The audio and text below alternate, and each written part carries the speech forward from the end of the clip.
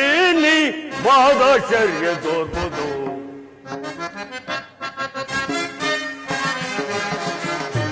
ಮನುಮುನಿಯ ಆಶ್ರಮವಿದೇನಿ ಮಹದಾಶ್ಚರ್ಯ ತೋರ್ಬೋದು.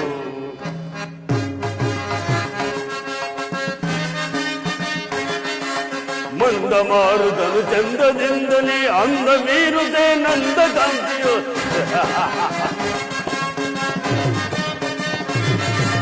ಮಂದ ಮಾರುತನು ಚಂದದಿಂದಲೇ ಅಂದ ಮೀರುದೆ ನಂದ ಕಾಂತಿ. ಚಂದಿರ ನಂದದಿ ತುಂಬಿದ ತೆರದಿ, ಚಂದಿರ ನಂದದಿ ತುಂಬಿದ ತೆರದಿ. ಚಂದಿರ ನಂದದಿ ತುಂಬಿದ ತೆರದಿ. ಚಂದಿರ ನಂದದಿ ತುಂಬಿದ ತೆರದಿ, ಚಂದಿರ ನಂದದಿ ತುಂಬಿದ ತೆರದಿ. ಇಂದು ಕಾಂಬುದು ಎಣ್ಣೆಯ ಆಶ್ರಮ, ಎಂದು ಕಾಂಬುದು ಎಣ್ಣೆಯ ಆಶ್ರಮ. ಏನಿ ಮಹದಾಶ್ಚರ್ಯ ತೋರ್ಬೋದು. ಮನುಮುನಿಯ ಆಶ್ರಮವಿದೇನಿ ಮಹದಾಶ್ಚರ್ಯ ತೋರ್ಬೋದು.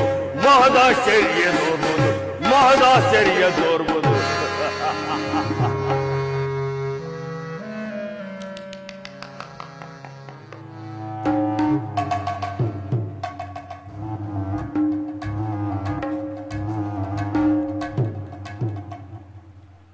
ಏನಿದು? ಈ ಕಮಂಡಲದಲ್ಲಿ ಪರಿಶೋಭಿಸುತ್ತಿರುವ ಗಂಗಾ ಜಲದಂತೆ ತಂಪಾಗಿ ಬೀಸುತ್ತಿದ್ದ ಮಂದ ಮಾರುತನು ಈ ದಿವಸ ಉಷ್ಣಕಾರಕನಾಗಿ ಬೀಸುತ್ತಿರುವ. ಇದು ವಸಂತ ಕಾಲ. ಇದು ವಸಂತ ಕಾಲವಾದರೂ ನನ್ನ ಕಣ್ಣೆದುರಿಗೆ ಎಲುವುದಿರದ ಕಾಡಿನಂತೆ ನಿಬಿಡವಾಗಿ ಕಾಣುತ್ತಿರುವುದು. ಅದು ಗಂಧರ್ವ ಪತಿಯಾದ ವಸುಂಧರನು ಇತ್ತಲಿ ಬರುತ್ತಿರುವನು.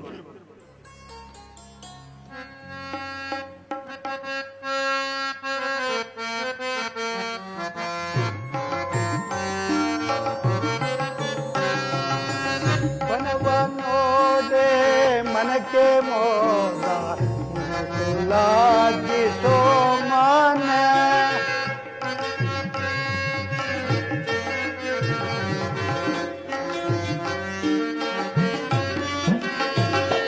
वनवानोडे मनके मोरा लागी सोमान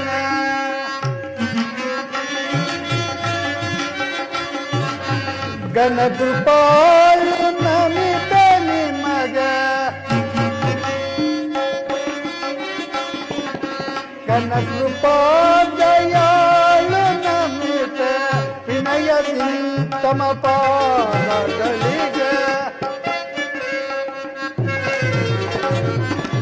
विनयदी तम पारगलिग वनवनोडे मनके मोह लागी सोमान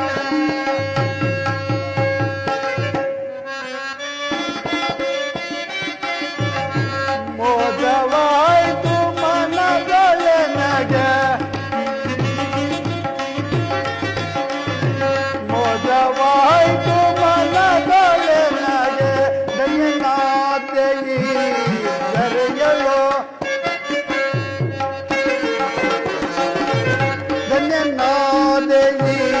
दरयलो वनवनोडे मनके मोलागी सोमाने.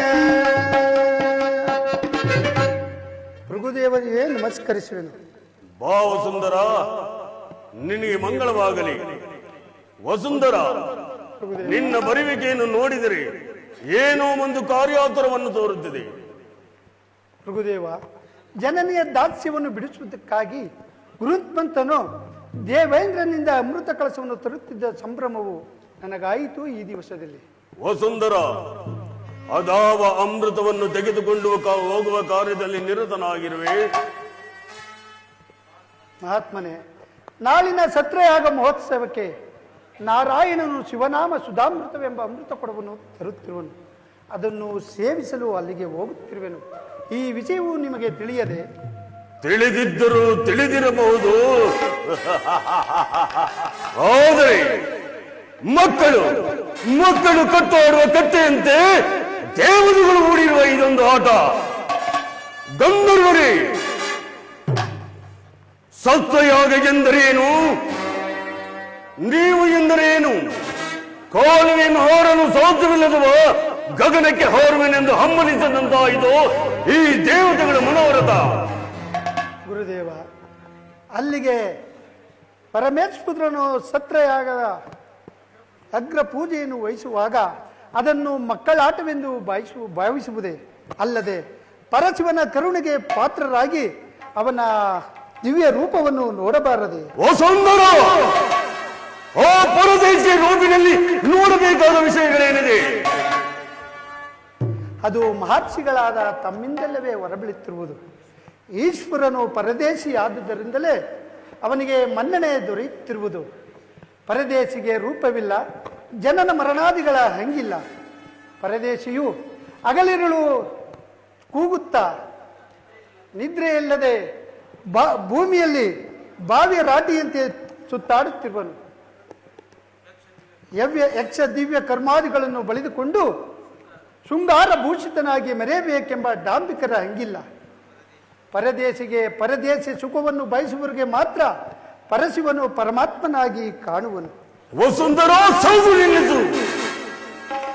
ಇರುವೆಯ ಕಣ್ಣಿಗೆ ಸಾಸಿವೆ ಕೊಡನಾದಂತೆ ಗೋಸ್ವದ ಕೇಳೋಚಲವು ಪಿಗಿನಗದ ಕಣ್ಣಿನ ನೋಡಕ್ಕೆ ಮಹಾಸಮುದ್ರದಂತೆ ಆ ಪರಶಿವನು ನಿನಗೆ ಮಹಾತ್ಮನು, ನನಗಲ್ಲ.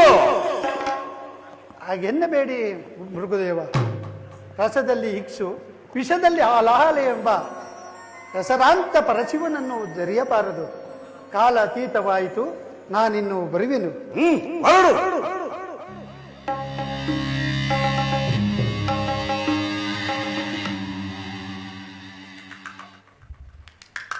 ಸತ್ವಯೋಗ.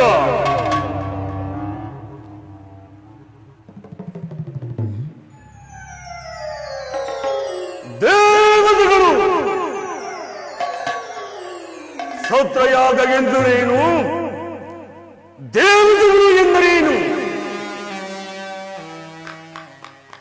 ಕಾಮಿಕೆ ಕಣ್ಣೆರಡು ತಲೆಯೊಂದು ಸಾಲದೆಂದು ಒಂದು ಹೆಣ್ಣನ್ನು ನೋಡುವುದಕ್ಕೆ ಹಲವು ಕಣ್ಣುಗಳನ್ನು, 4 ತಲೆಗಳನ್ನು ಧರಿಸಿರುವ ಆ ವೈದಿಕನಾದ ಬ್ರಹ್ಮ ತೆರೆಯ ಮೊರೆಯಲ್ಲಿ ಅಡಗಿರುವ ವೇಷಾಂಗನೆಯಂತೆ ಕ್ಷೀರ ಸಮುದ್ರದಲ್ಲಿ ಯಾವಾಗಲೂ ಜಡತ್ವದಿಂದ ಮಲಗಿರುವ ಆ ವಿಷ್ಣು, ಇವರುಗಳು ಸತ್ವಯೋಗದಲ್ಲಿ ಭಾಗವಹಿಸುವರಂತೆ. ಹೆಂಡತಿಯನ್ನು ಮೆಚ್ಚಿಸಲು ಸಾವಿರಾರು ಭುಜಗಳನ್ನು ಹೊಂದಿ ಕೈಲಾಸದಲ್ಲಿ ಯಾವಾಗಲೂ ತಗದೈ ಎಂದು ನಾಟ್ಯ ಮಾಡುವ ಆ ಪರಶಿವನನ್ನು ಅಗ್ಗ ಪೂಜೆಗೆ ಕರೆದುಕೊಂಡು ಬರುವಂತೆ. ಆ ಪರಶಿವನಿಗೆ ಹಣೆಯಲ್ಲಿ ಕಣ್ಣುಂಟು, ನನಗೆ ಪಾದದಲ್ಲಿ ಕಣ್ಣುಂಟು. ಆದ್ದರಿಂದ ಪರಶಿವನು ನನಗೆ ಸರಿ ಸಮಾನ, ಅದರಲ್ಲಿಯೂ ನನಗೆ ಹೆಚ್ಚಿನ ಆದ್ಯತೆ ಇದೆ. ಇನ್ನು ವಿಷ್ಣುವನ್ನು ವಿವೇಕಿಸಿದರೆ ಅವನು 2ನೇ ಮೂರ್ತಿ ಆಗಿರುವನು. ಬ್ರಹ್ಮ ಓರ್ವ ಸಾಮಾನ್ಯ ವೇಷಧಾರಿಯಾದ ಪೌರೋಹಿತ.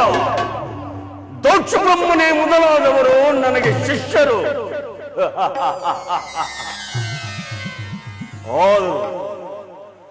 ದಕ್ಷ ಬ್ರಹ್ಮನೇನಾದರೂ ಅಲ್ಲಿಗೆ ಹೊರಡರೆ ನನಗೂ ಹೋಗಲು ಸಮಯ ಉಂಟು.